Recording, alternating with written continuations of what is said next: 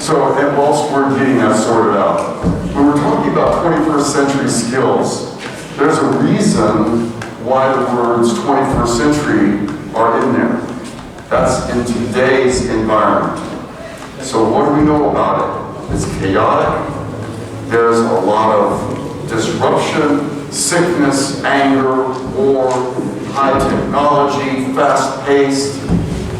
So these skills that we're going to be discussing are going to help you navigate through that chaotic environment in a much more intelligent and planful way, so that you'll be able to handle a lot of the stresses and a lot of the inputs that come to you in this new high energy environment better. So, what are the 21st century skills? Next, section 1, overview. 21st century skills, the entire world has witnessed an era of intense transformation in all areas, whether it's education, global trade, economy, technology, or society. Recently, the COVID pandemic is also throwing up challenges for an individual to cope with its impacts. Sickness, death, okay? Trying to get proper medicine or whatever in order to survive that. Naturally, for such times, a different skill set is required that will enable an individual to cope up and succeed in facing the challenges in real life, leading to his holistic or her progress. These skills are addressed as 21st century skills. So the skills that we're learning now are going to be very different than 50 years or 100 years ago. It's a different society, different technology, different world. So let's prepare ourselves to deal with it, so when we actually get out there, we have a little bit better handle on what's going on. Next. 21st century skills are required by an individual for his or her holistic development. Holistic means well-rounded. Well-rounded. Could somebody turn on the fans, please? He or she can continue to progress and develop society, nation, and world. Next. Term 21st century skills, broad set of skills. Knowledge, habits, character traits that are believed by educators, reformers, college professors, employers, people that give you money for work, to be critically important to success in today's world. 7 survival skills. Now these are in your book. By the way, those of you who got your folders yesterday, how many actually read those last night at home? Raise your hand. Be truthful. Be truthful. How many read it? You had homework. It was just read it. Okay? Thank you very much for being truthful. But you can see there's a gap here.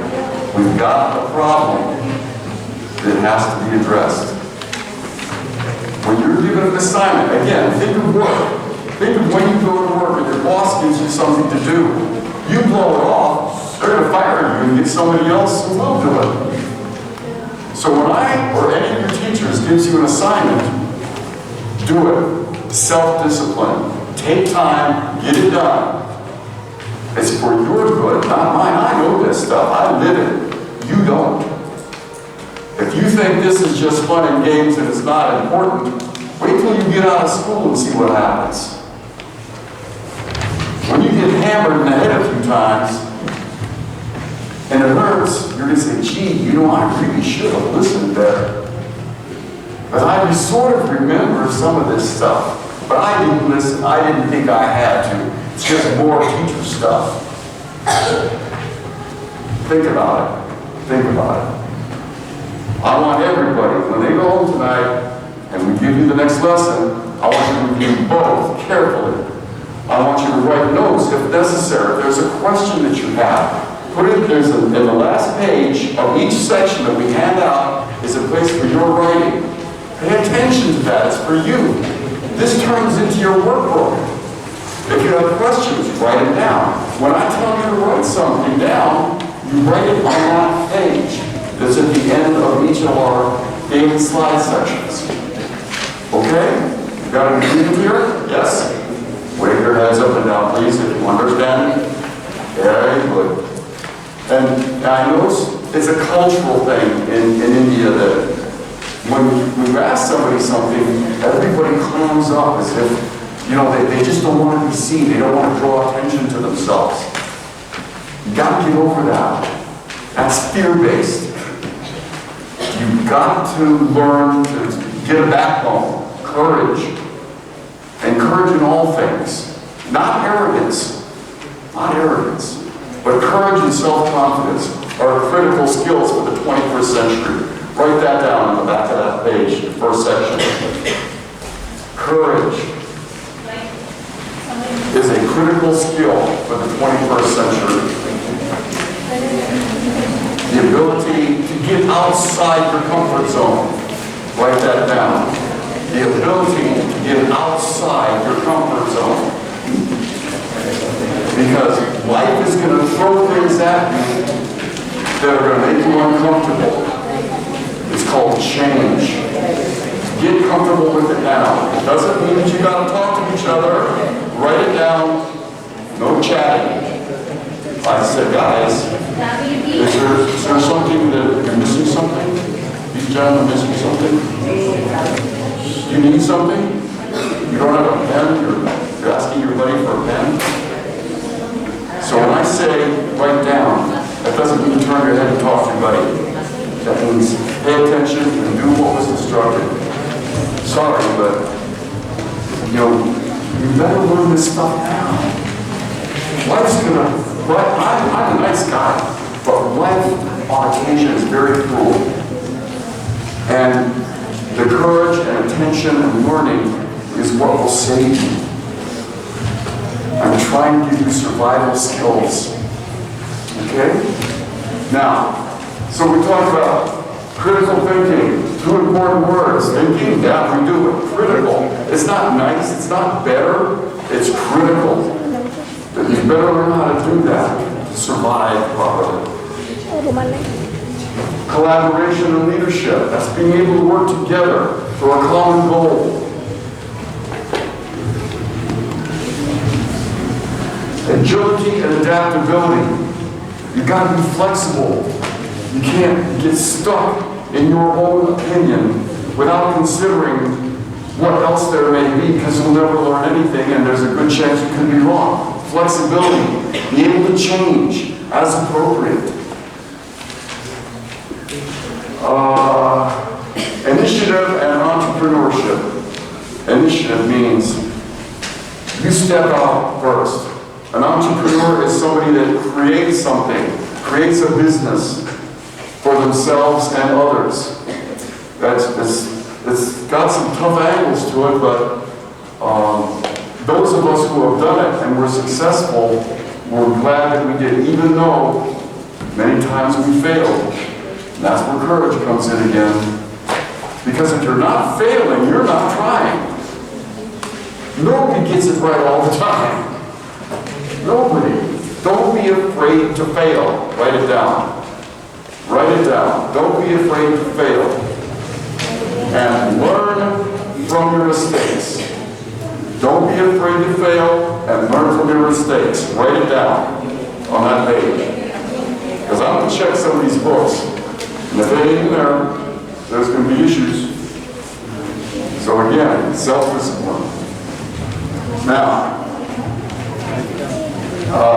accessing and analyzing information, well, this gets into the whole technology arena of things like computer science and communications, satellites.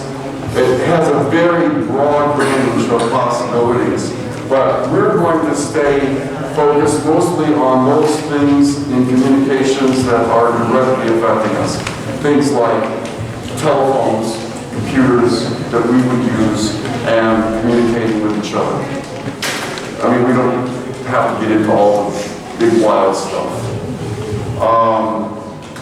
and curiosity and imagination. It's wonderful. It's wonderful. Curiosity means that you have a zest and a joy for life, for learning, for coming up with new things. That is one of my favorite areas. I'm just curious about just about everything, and I always want to keep learning. And imagination. Think outside the box. Don't get stuck in one way of thinking. Imagination. It's a possibility, and it's wonderful. It's absolutely wonderful. Next slide, please. So, 21st century skills, competencies, defined as knowledge, skills, attitudes necessary to be competitive in the 21st century. And again, underline on your page the word attitude.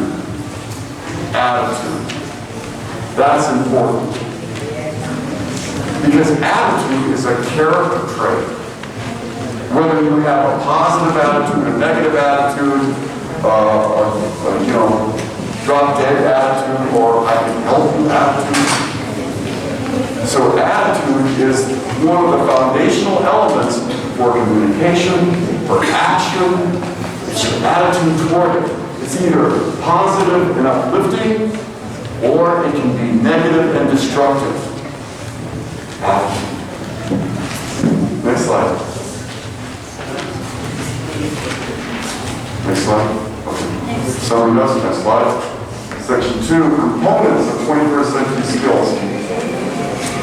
So, the major components of 21st century skills. Now, you'll see a lot of these over and over again throughout the course. So this is the high-level kind of summary, of the skills.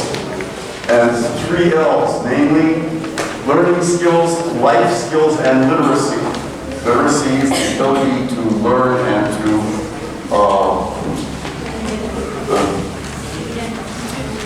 demonstrate that learning. Literacy, like reading, is a literacy skill. Okay? Next is learning skills required for acquisition of new knowledge through reading, media, digital resources. Literary skills that help increasing and gaining new knowledge. Literacy skills help in gaining new knowledge. Life skills required for successfully leading everyday life. Life skills. And then the 4 C's. So we got the 3 L's, now the 4 C's. And that is critical thinking, creativity, and innovation, which we talked about briefly. Collaboration, working together. Communication. And IMT, information literacy, media literacy, technology literacy. And you can see by these words here that how many places can you think of in your daily life where these things are coming into play? So somebody do me a favor. Can you raise your hand and tell me, in the course of your day, do you come in contact with some type of media literacy? Like newspapers, YouTube, Facebook. How many of you? Raise your hand. Media literacy. Media literacy. So many of you apparently do not. Is that right? You don't have Facebook? You don't text each other? No. Yeah. When I say raise your hand, I mean raise your hand. I don't care if you're afraid. That is irrelevant. We're going to get some backbone in here. Very good. Excellent. Thank you, hands down. Now, technology literacy. How many of you have a computer or smartphone? Raise your hand. Okay. Very good. Hands down. Thank you. Now, so we see that even right now, even whilst we're still in school, we're coming in contact with these things. And it only gets more intense as we go in life, because what's happening in this 21st century is more and more we are relying on things like robotics, artificial intelligence, networking, satellites, computers, supercomputers, And if you can take courses that help you in these areas, help you get on top of current developments, it's to your advantage, because when you go for a job, I guarantee you on many applications, it has, what can you work in this area? What do you know about Microsoft Word, Excel, or whatever technology that company has? The job goes to the person who's best prepared for the skills in today's environment. It's a simple fact. You want to make yourself the most appealing person for that job. And by doing so, it's gathering skills in these areas. Next. Critical thinking. So we're going to take that first skill, critical thinking, and we're going to dive a little bit deeper. What is critical thinking? It sounds pretty important, doesn't it? Does anybody have an idea, without necessarily looking at that slide, what critical thinking means to you? You can raise your hand. There's no right or wrong answer. It's just, what does critical thinking mean to you? Anybody? Yes, please. Does anybody have that microphone for the students? The handheld mic. Where's it at? Actually, because of the guiding program. What? Because of the numerous program. So my class gets shortcut? This is not right. Nobody told me. All right, we'll do the best we can. Okay, so what does it mean to you?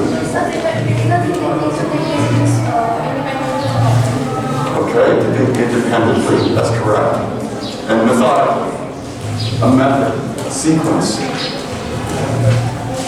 Now, so let's see what it has to say here. Critical thinking, fairness, and open-mindedness. And that's the first one. Open-minded means that you may not be familiar with this, but keep an open mind. Because it's only with that can you learn new things. If you have an opinion, and that opinion is stuck, you won't learn anything. You think you know it all, and you don't.